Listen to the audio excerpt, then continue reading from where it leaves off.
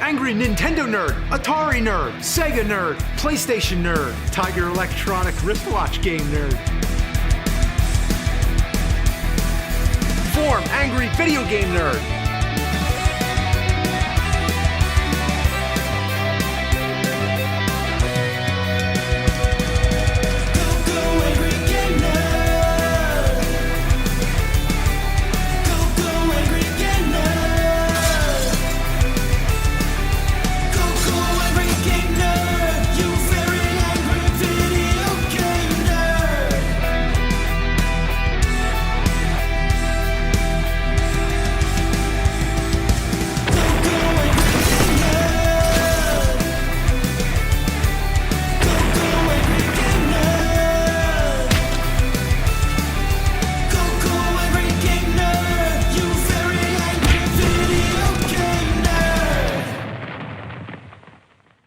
What do you get when you take Godzilla, Ultraman, Kamen Rider, Voltron, Saved by the Bell, and put them all together? You get Power Rangers. It was like an extended toy commercial, with action figures being staged in epic shots. It was martial arts. It was comedy. It was giant Japanese rubber suit monsters. It was mechanical dinosaurs. It was robots coming together to make bigger robots. A turtle with a traffic light on its head. Monsters that would make wisecracks and rap. And ridden around all these Japanese action scenes was an American teenage sitcom.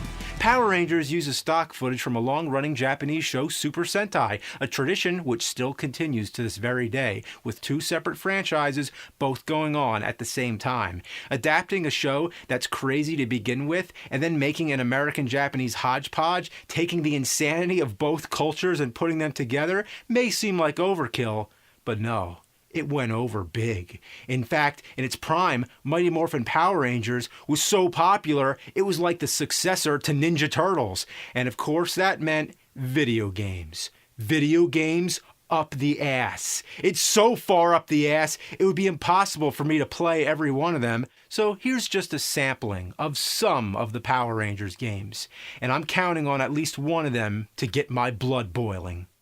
Let's start at the beginning. I have a couple Super Sentai games on the Famicom, keeping in mind this is the show that spawned Power Rangers. The first game, released in 1991, is Super Sentai Jetman. This is based on the 15th season of Super Sentai, basically before Power Rangers came into existence.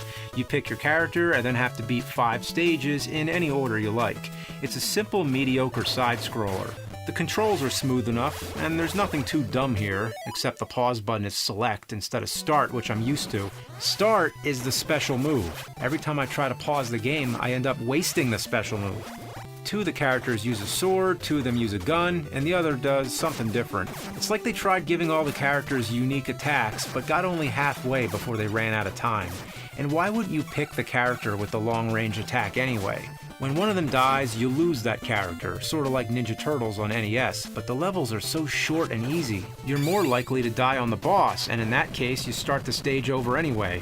The boss battles are the most awkward, frustrating parts of the game. It's like 2 toasters boxing. You just mash buttons, then block, then mash more buttons, hoping to land some hits. It does look cool, I'll give it that, but what's up with the jump punch? I am not a fan of jump punching. How do you expect to hit something like that? And why does one of the legs shrink? Like matching a frog's leg with an elephant's leg. Huh. Every now and then you can charge up for a special move, and that's where it's at. Yeah! The next game, released in '92, was based on Zyuranger, which was Super Sentai's 16th season, and the one which became the basis for the first season of Power Rangers. And listen here, it has the Zyuranger theme song. Zyuranger, Zyuranger, Densetsu no Senshi Tachi o Zyuranger. This game is more linear. You go through the stages in a set order. Each stage you're a different ranger. Once again, it's pretty self-explanatory. You just run to the right and fight off enemies with a gun. Halfway through you get a new weapon, but what kind of attack is that? You're just blindly swinging a knife around, like Michael Myers at the end of Halloween 2, the 1981 version of Halloween 2. What the hell? I have to say, I barely got through the first stage. With this platform jumping, spikes, and lousy short-range weapon, I almost gave up. But now, I'm at the boss, and I almost got it. Alright! Yeah, sometimes it takes a while to succeed, but if you keep trying...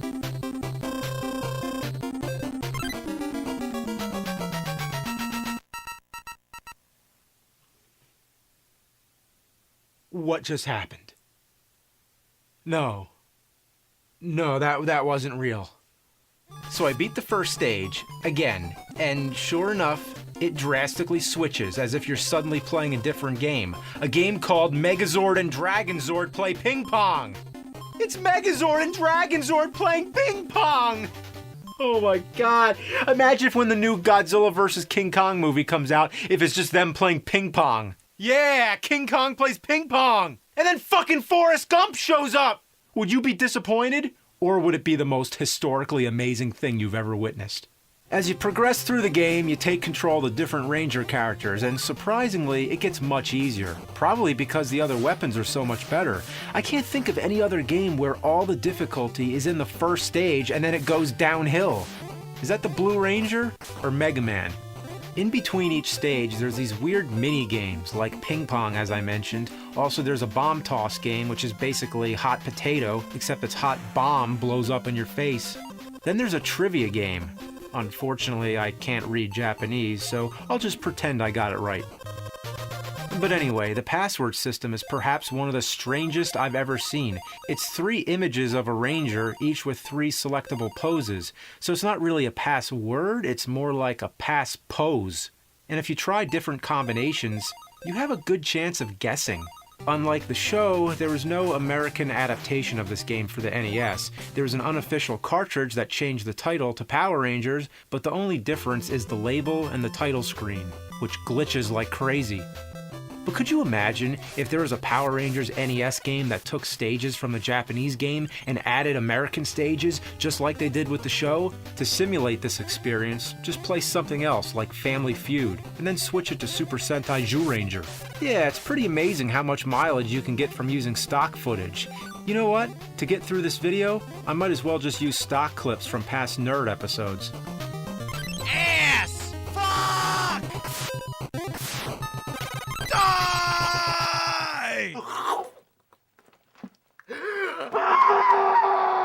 The Famicom games are mediocre, but not terrible. So let's step into 16-bit territory. Next up, Power Rangers on Super Nintendo. Well, hot damn, it has the theme song, and it sounds pretty good. It even has vocals.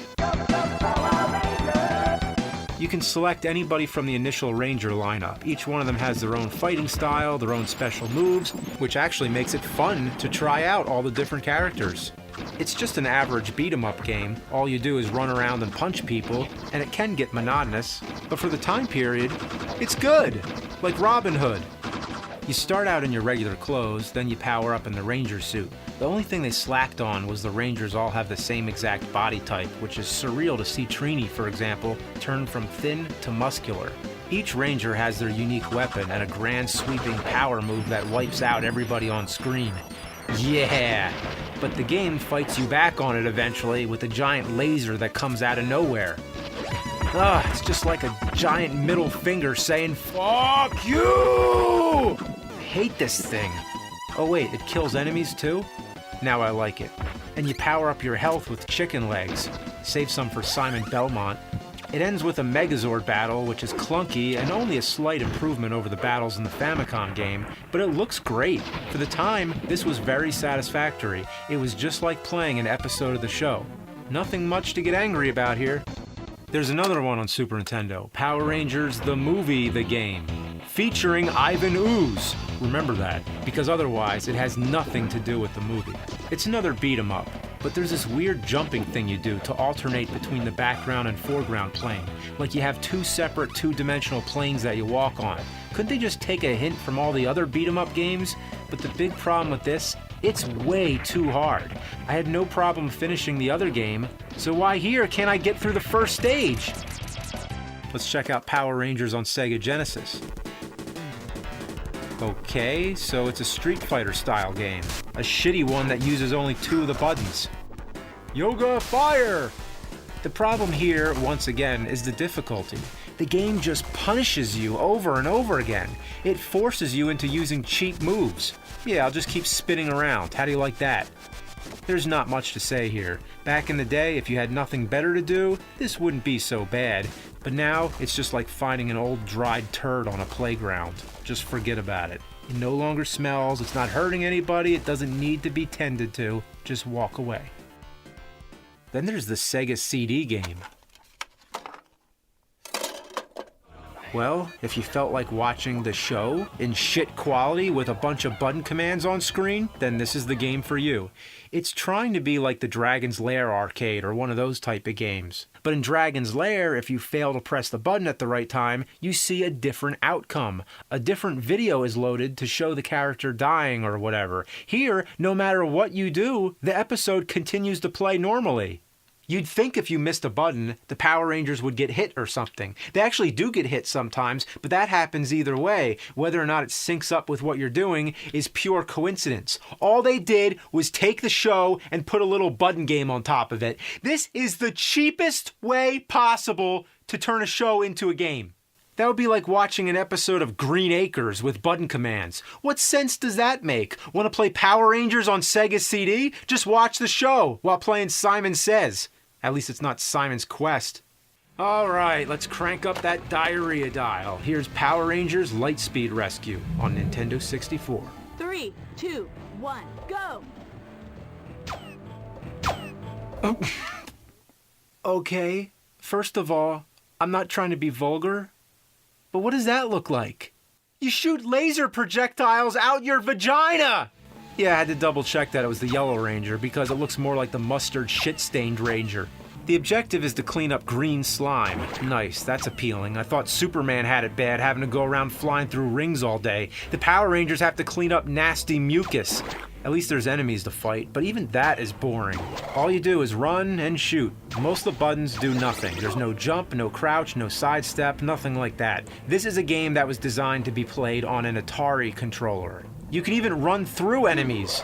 Yeah, mow them down! Oh look, they're coming out of the walls. It's like the Twilight Zone. And when you run behind the buildings, they vanish from reality. But not completely. They become a shadow of their former existence. Yeah, ever have that happen? Happens to my house all the time. It's a very spacious game. There's no hallways or boundaries to guide you around. If you run in any direction, it'll be minutes before something eventually blocks your path. How far do these boundaries go? I just keep running and running and running and running. And for whatever reason, they didn't know how to loop the music, so instead it abruptly stops and starts up again.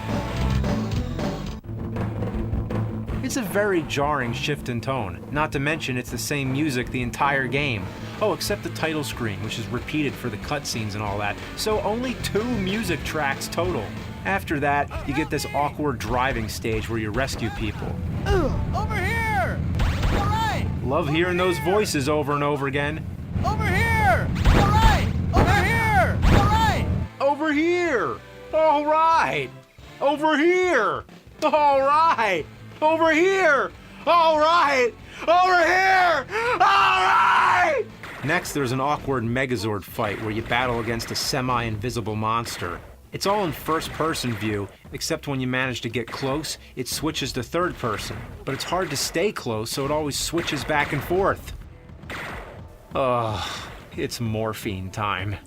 I need some morphine. Then you get these flying stages. Again, the goal is to rescue people. Not much to say. Overall, there's only 4 types of stages, at least from what I've seen. And the problem with this game is that it's too simple. N64 was capable of a lot more. It's bad, but in a boring way. I've seen worse. See, my standards are much lower. It's not making obnoxious screeching sounds. You don't die in one hit and have to start the whole thing over. It doesn't glitch so bad you can't play it. You don't have to drive a bus for 8 hours. It's not bright red and you have to hold it up to your eyes. It's actually like a game, just a real boring one. So, I don't know, I'm not really feeling the anger too much with this one. I wasn't going to stoop this low, but let's try out the Game Boy versions. So here's Power Rangers on Game Boy. Well, it's basically the same thing as the Super Nintendo version, so I'm not really going to pick it apart. And what's the point? Of course it's going to be worse on Game Boy. And don't get me wrong, there's lots of great exclusive games on Game Boy, like Link's Awakening for example. The key word here is exclusive.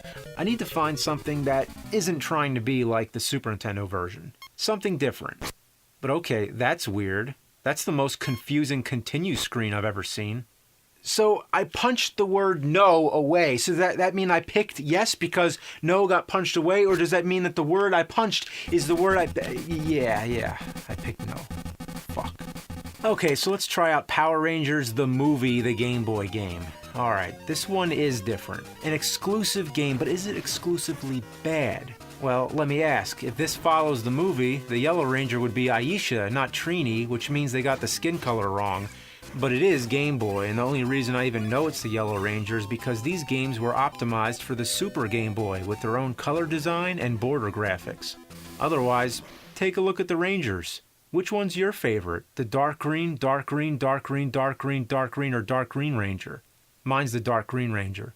The gameplay is pretty much the same as most of the side-scrolling Ranger games. You choose a Ranger, choose a stage, take out enemies, move to the right, get in the Ranger suit, fight a boss, and so on. But the shit factor skyrockets when you get an ass full of bad hit detection, unresponsive jumping, awkward jump punching, cheap boss battles, and randomly changing rules. Let me explain here. There's a stage where you get in a minecart, or stand on top of it.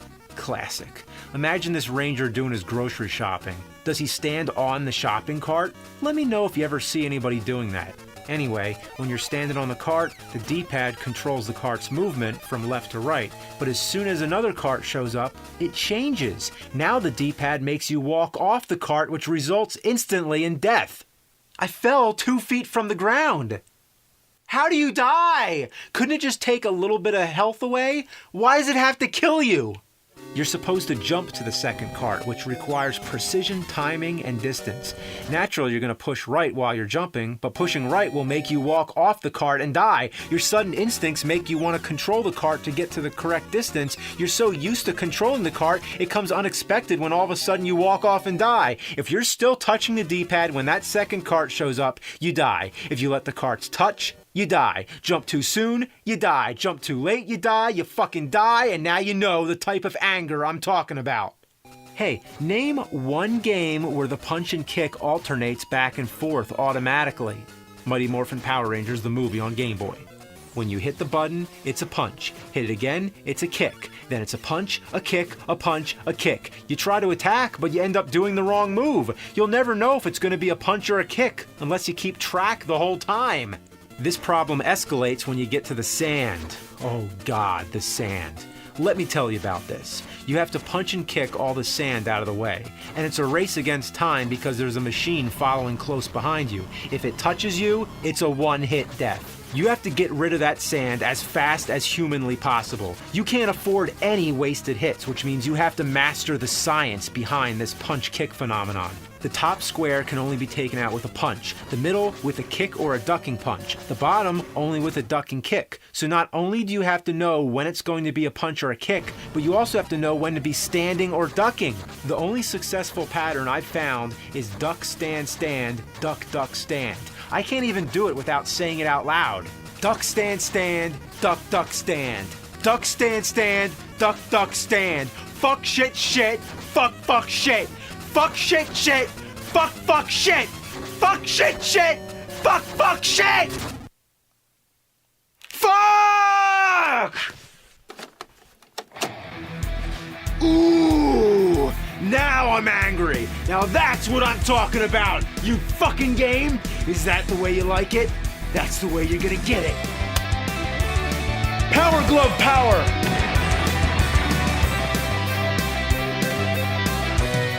Power Pad Power! Laser Scope Power! U-Force Power! Rolling Rocker Power!